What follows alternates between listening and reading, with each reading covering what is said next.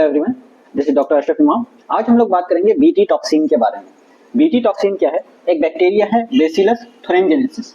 ठीक है, इस बैक्टीरिया की खास बात यह है कि ये जनरली सॉइल में पाया जाता है। ठीक है, अब सॉइल में जो चीज पाया जाएगा जाहिर सी बात है वो प्लांट्स के लीफ वगैरह और डिफरेंट डिफरेंट पार्ट में भी पाया जाएगा। ठीक है, तो अब हम लोग इस बैक्टीरिया पे इतना क्यों फोकस कर रहे हैं? एक्चुअली में होता क्या है, इस बैक्टीरिया बेसिलस थुरिनजेनेसिस पर के पास एक स्पेशल जीन है जिसका नाम है क्या? क्राइजीन। क्राइजीन। इस क्राइजीन की खास बात क्या है? ये क्राइजीन मतलब जीन है तो मतलब क्या है? एक्टिव सेगमेंट ऑफ डीएनए है। ये बनाएगा क्या? एमआरएनए। एमआरएनए से आपका बनेगा क्या? प्रोटीन, है ना। जो प्रोटीन क्राइजीन कोड करता है वो एक्चुअली इनमें स्पेसिफिक टाइप का इंडोटॉक्सिन है। ठीक है, ठीक है। तो खास बात क्या है, ये जो इंडोटॉक्सिन क्राइजीन कोड करता है ये इनएक्टिव फॉर्म में रहता है। ये इनएक्टिव फॉर्म में रहता है। ये इनएक्टिव फॉर्म में रहता है। होता यह है कि जब भी कोई इंसेक्ट आएगा और इस प्लांट को क्या करेगा? खाएगा, है ना। जैसे ही कोई इंसेक्ट आया, मान लेते हैं कि ये कोई एक इंसेक्ट है जो आया और इसको खाने की कोशिश किया इस लीफ को। जैसे ही ये इंसेक्ट इस लीफ को खाएगा तो क्या होगा? ये इस इनएक्टिव इंडोटॉक्सिन को क्या करेगा? इनगल्फ करेगा, इनगल्फ करेगा। जैसे ही इनगल्फ किया तो ये इंडोटॉक्सिन पहुंच जाएगा क्या? इंसेक्ट के मिड गट में, है ना, मिड गट पे। और मिड गट का जो एटमॉस्फेयर है वो कैसा होता है? अल्कलीन होता है। अल्कलीन यानी ये बेसिक टाइप का होगा। ठीक है, तो इस बेसिक मीडियम में क्या होगा? जो इनएक्टिव इंडोटॉक्सिन है वो कन्वर्ट हो जाएगा किसमें? एक्टिव हो जाएगा। वो एक्टिव इंडोटॉक्सिन में कन्वर्ट हो जाएगा। और ये एक्टिव इंडोटॉक्सिन क्या करता है? मिड गट को के अंदर पोर्स बना देता है ना, उसको छेद देता है ना। तो वो क्या करेगा? मिड गट में पोर क्रिएट कर देगा। जैसे ही पोर होगा तो क्या होगा? अल्टीमेटली इंसेक्ट की डेथ हो जाएगी। इंसेक्ट की डेथ हो जाएगी। ठीक है, तो इस क्वालिटी का जब पता चला तो हम लोग क्या किया? इस क्राइजीन को आइसोलेट कर लिया गया। इस क्राइजीन को आइसोलेट करने के बाद रिकम्बिनेंट डीएनए टेक्नोलॉजी के थ्रू डिजायर्ड प्रोडक्ट बनाने के लिए क्या किया गया? इसको अलग अलग प्लाज्मिड या वेक्टर के थ्रू, ट्यूमर इंड्यूसिंग प्लाज्मिड के थ्रू और भी दूसरे सोर्सेज से इसको प्लांट्स में इनकलकेट कर दिया गया, जिससे प्लांट को नेचुरली रेजिस्टेंस मिल गया बहुत सारे इंसेक्ट्स से। ठीक है, तो जो दो यहाँ पे हमें मैं नीट के लिए जो दो पॉइंट इंपॉर्टेंट है, जो दो जीन इंपॉर्टेंट है, वो क्वेश्चन में अक्सर पूछ लिया जाता है। वो है आपका क्या? एक है आपका क्या? क्राई1AB जीन, है ना। क्राई1AB जीन, इसको रिकम्बिनेंट डीएनए टेक्नोलॉजी के थ्रू जब कॉर्न में पार्ट बना दिया गया तो कॉर्न क्या हो गया? कॉर्न बॉर्डर से रेजिस्टेंस हो गया ना। कोई भी कीटाणु या फिर इंसेक्ट जब कॉर्न को खाने जाता था तो उसके अंदर ये मैकेनिज्म एक्ट होता था और कॉर्न बॉर्डर का डेथ हो जाता था। इसी तरह से कॉटन बॉलवॉर्म से रेजिस्टेंट के लिए जो जीन रिस्पॉन्सिबल था वो कौन सा है? क्राई1AC और क्राई2AB। ठीक है, तो ये बेसिक इंफॉर्मेशन था बीटी टॉक्सिन के बारे में। ठीक है, जिसके थ्रू हम लोग पेस्ट रेजिस्टेंस क्रोप बना सकते हैं। ठीक है, दूसरा जो एप्लीकेशन ऑफ बायोटेक्नोलॉजी का एक्चुअली में टॉपिक्स हम लोग डिस्कस कर रहे हैं, जिसमें पहला बीटी टॉक्सिन था। दूसरा टॉपिक है जेनेटिकली इंजीनियर्ड इंसुलिन। ठीक है, इसमें होता क्या है? एक्चुअली में अगर ह्यूमन बॉडी को देखें तो ह्यूमन बॉडी के अंदर एक ऑर्गन है जिसका नाम है पेंक्रियाज। पेंक्रियाज के दो पार्ट होते हैं, एक्सोक्राइन और इंडोक्राइन। एक्सोक्राइन और इंडोक्राइन पार्ट, है ना। एक्सोक्राइन पार्ट जो है वो रिलीज करता है क्या? पैंक्रियाटिक जूसेस, जो कि डाइजेशन में इन्वॉल्व है। इंडोक्राइन पार्ट जो है ये बना होता है आइलेट्स ऑफ लैंगरहैंस सेल से। ठीक है, जिसके अंदर तीन सेल्स मेनली होते हैं, अल्फा, बीटा और डेल्टा। अल्फा सेल जो है रिलीज करता है क्या? ग्लूकागोन। ठीक है, ये हार्मोन क्या करता है? ब्लड के अंदर ये ग्लूकागोन जो है ब्लड के अंदर क्या करता है? ग्लूकोज के कंसेंट्रेशन को बढ़ाता है। ठीक है, बीटा सेल जो है ये क्या करता है? इंसुलिन रिलीज करता है। इंसुलिन क्या करता है? ब्लड के अंदर ग्लूकोज के कंसेंट्रेशन को कम करता है ना। इसी तरह से डेल्टा सेल सोमेटोस्टेटिन रिलीज करता है ना, सोमेटोस्टेटिन रिलीज करता है। ये सोमेटोस्टेटिन जो है अल्फा सेल और बीटा सेल की एक्टिविटी को कम करता है। ठीक है, ये जो इंसुलिन है जो बीटा सेल से रिलीज करता है ये प्रो इंसुलिन फॉर्म में रिलीज होता है। किस फॉर्म में होता है? प्रो इंसुलिन फॉर्म में रिलीज होता है, जिसके अंदर तीन चेन होते हैं ना। क्या कौन से चेन होते हैं? वो है A peptide chain, B peptide chain और सी पेप्टाइड चेन। ठीक है, कौन से चेन है? ए, बी और सी। जैसे मैं अगर दिखाने की कोशिश करूं तो ये ए पेप्टाइड है, फिर ये सी पेप्टाइड है, फिर एक बी पेप्टाइड है ना, बी पेप्टाइड। ये प्रो इंसुलिन का फॉर्म है। ठीक है। बाद में क्या होता है, जब प्रो इंसुलिन का मैच्योरेशन के प्रोसेस से गुजरता है तो ये सी पेप्टाइड एलिमिनेट हो जाता है। ठीक है, बच जाता है क्या आपका ए और बी पेप्टाइड, है ना, ए और बी पेप्टाइड। जैसे ये ए पेप्टाइड चेन है और ये आपका बी पेप्टाइड चेन है, इन दोनों के बीच में डाइसल्फाइड बॉन्ड के थ्रू ये दोनों चेन जुड़ जाते हैं और ये क्या एक्टिव इंसुलिन का फॉर्म है। ठीक है, अब क्या हुआ, एक कंपनी आई 1983 में, उसका नाम क्या है, इली लिली कंपनी। क्या नाम है, इली लिली कंपनी। उसने क्या किया, पहले इंसुलिन सिंथेसाइजिंग जीन को आइसोलेट किया, इंसुलिन सिंथेसाइजिंग जीन को आइसोलेट किया, फिर उस जीन को स्प्लिट किया।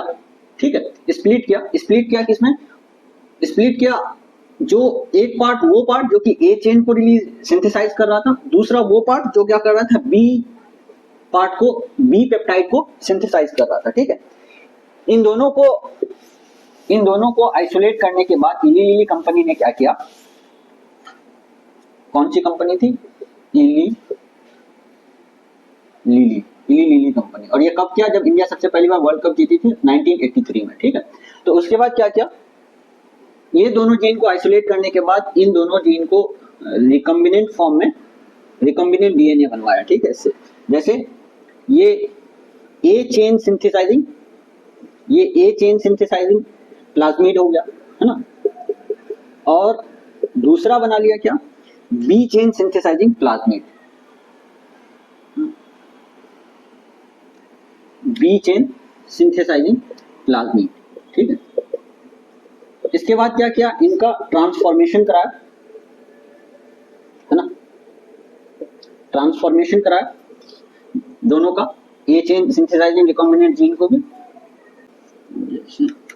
ये आपका क्या था, बी चेन वाला है, और एक जो होगा आपका ए चेन वाला, इन दोनों का ट्रांसफॉर्मेशन किया। ट्रांसफॉर्मेशन के बाद क्या होगा, बहुत सारे होस्ट आपके रिकॉम्बिनेंट डीएनए वाले हो गए होंगे, तो उससे क्या होगा, बहुत सारा हेवी अमाउंट में आपको क्या मिल जाएगा, ए पॉलीपेप्टाइड चेन मिलेगा और बी पॉलीपेप्टाइड चेन मिलेगा। ठीक है, जब ये कंपनी को मिल गया तो फिर क्या किया, इन दोनों चेन को आपस में जोड़ दिया गया, किसके थ्रू, डाई सल्फाइड बॉन्ड के थ्रू, है ना, और ये क्या, इंसुलिन है। ठीक है, तो ये कौन सा ये किस तरह का इंसुलिन बना, जेनेटिकली इंजीनियर्ड इंसुलिन हुआ। ठीक है, ये, और इसको क्या बोलते हैं हम, ह्यूमिलिन बोलते हैं। ठीक है, बायोटेक्नोलॉजी के एप्लीकेशन का तीसरा इंपॉर्टेंट पार्ट है जीन थेरेपी। ठीक है, नाम से ही समझ में आता है कि जेनेटिक डिसऑर्डर्स, वो डिसऑर्डर्स जो जेनेटिक लेवल या जीन लेवल पे हैं, उसको ट्रीट करने के लिए थेरेपी का यूज किया गया है। ठीक है, जैसे डॉक्टर अशरफ इमाम, जैसा कि एप्लीकेशन ऑफ बायोटेक्नोलॉजी में हम लोग बीटी टॉक्सिन और जेनेटिकली इंजीनियर्ड इंसुलिन के बारे में डिस्कस कर चुके हैं, उसी टॉपिक को कंटिन्यू करते हुए हम लोग बात करेंगे जीन थेरेपी की। एक्चुअली में जीन थेरेपी एक एडवांस बायोमेडिकल टेक्निक है जिसके थ्रू डिफेक्टिव जीन को चाहे तो रिप्लेस कर दिया जाता है या रिपेयर कर दिया जाता है या कोई हेल्दी जीन को इंट्रोड्यूस कर देते हैं। ठीक है, पहला जो जीन थेरेपी के थ्रू जिस डिजीज को ट्रीट किया गया वो है क्या, ADA deficiency, adenosine deaminase deficiency को। ठीक है, एक 4 साल की बच्ची पर ये थेरेपी अप्लाई किया गया था कोरिया में। ठीक है, तो एडीए डिफिशियंसी क्या होता है ना, एक्चुअली में ह्यूमन बॉडी के अंदर एक एंजाइम है एडिनोसिन डीएमिनेज, है ना, ये एडिनोसिन डीएमिनेज जो है ये मेनली एसोसिएटेड है प्यूरिन मेटाबॉलिज्म से, प्यूरिन मेटाबॉलिज्म से। अगर हम ह्यूमन बॉडी के अंदर नाइट्रोजिनस बेसिस के बारे में बात करें तो 2 तरह के नाइट्रोजिनस बेसिस होते हैं, एक प्यूरिन, दूसरा पायरिमिडीन। जो आपका एडिनिन और ग्वानिन है ये आपका क्या है, प्यूरिन टाइप का है। ठीक है, थायमिन, साइटोसिन और यूरासिल जो है पायरिमिडीन टाइप का है। ठीक है, ये एडिनोसिन डीएमिनेज प्यूरिन मेटाबॉलिज्म करता है जो फाइनली यूरिक एसिड बन के बॉडी से एक्सक्रीट हो जाता है। ठीक है, बट किसी के अंदर क्या होता है, ये जो जीन एडेनोसिन डीएमिनेज को सिंथेसाइज करता है उसके अंदर कोई डिफेक्ट आ जाता है जिससे ये प्रोड्यूस नहीं हो पाता, जिससे प्यूरिन मेटाबॉलिज्म नहीं हो पाता। तो इससे क्या होता है, टॉक्सिन्स पैदा होने लगते हैं और ये टॉक्सिन्स क्या करता है, बी लिम्फोसाइट और टी लिम्फोसाइट के प्रोलिफरेशन को रोक देता है, जिसकी वजह से क्या होगा, उस बच्चे के अंदर बी लिम्फोसाइट और टी लिम्फोसाइट का नंबर सिग्निफिकेंटली रिड्यूस हो जाता है, जिसकी वजह से उसका क्या होगा, और ये बी लिम्फोसाइट और टी लिम्फोसाइट जो है ह्यूमन को क्या करता है, इम्यूनिटी प्रोवाइड करता है, यानी जो पैथोजेंस है, डिजीज कोजिंग ऑर्गेनिज्म है, उससे प्रोटेक्शन प्रोवाइड करता है। तो यहाँ पे जब बी और टी कम हो जाएगा तो वो प्रोटेक्शन नहीं प्रोवाइड कर पाएगा, यानी मतलब क्या होगा, अल्टीमेटली इम्यूनिटी वीक हो जाती है, इम्यूनिटी वीक हो जाती है। ठीक है, तो ये था एडेनोसिन डीएमिनेज डिफिशियंसी के बारे में। इसके मैनेजमेंट के लिए हम लोग क्या करते हैं, सबसे पहले हम लोग क्या करेंगे, जैसे ये एक बच्चा है जिसको एडीए डिफिशियंसी है, ठीक है, तो इसका क्या करेंगे, बोन मैरो को स्प्रेड करेंगे, हम बोन मैरो को स्प्रेड करेंगे। बोन मैरो को स्प्रेड करने के बाद बहुत सारे क्या लिम्फोसाइट को कलेक्ट कर लेंगे हम, ये लिम्फोसाइट्स को हमने कलेक्ट कर लिया, ठीक है। उसके बाद एक हेल्दी इंडिविजुअल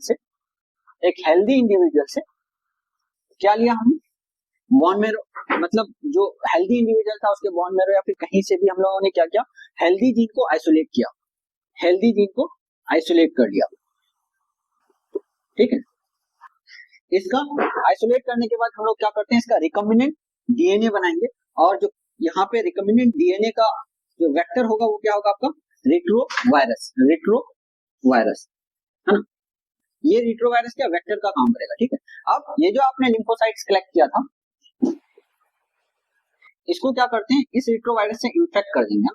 जब इन्फेक्ट कर देंगे, जैसे ही इन्फेक्ट करेंगे तो क्या करेगा, ये जो इसका जो रिकम्बिनेंट डीएनए है जिसके अंदर हेल्दी जीन है वो इसके अंदर इन सेल्स के अंदर ट्रांसफर कर देगा जेनेटिक मटेरियल को, जो क्या करता है, ट्रांसफॉर्मेशन है, वो क्या है, ट्रांसफॉर्मेशन है, ठीक है। अब क्या हुआ, जो लिम्फोसाइट्स, जिन लिम्फोसाइट्स के अंदर एडीए सिंथेसाइजिंग के अंदर आपने क्या किया, हेल्दी जीन वाले रेट्रोवायरस के थ्रू उसको इन्फेक्ट कर दिया, अब वो ट्रांसफॉर्मेशन कर दिया।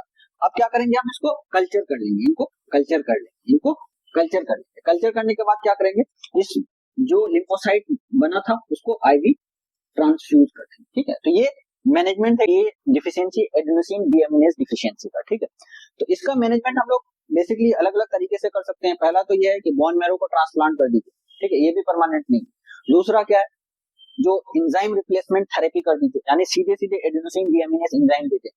इसका जो परमानेंट क्योर है कब है, एम्ब्रियोनिक स्टेज में ये जो डिफेक्टिव एडीए जीन है उसको रिप्लेस कर देना, ये इसका क्या है, परमानेंट थेरेपी है, ठीक है। तो ये था मेनली जीन थेरेपी के बारे में, और उसमें भी जो पहला डिसऑर्डर था एडीए डिफिशियंसी डिजीज में जो मैनेजमेंट था उसके बारे में, ठीक है। इससे आगे हम लोग आगे बात करेंगे। Thank you so much.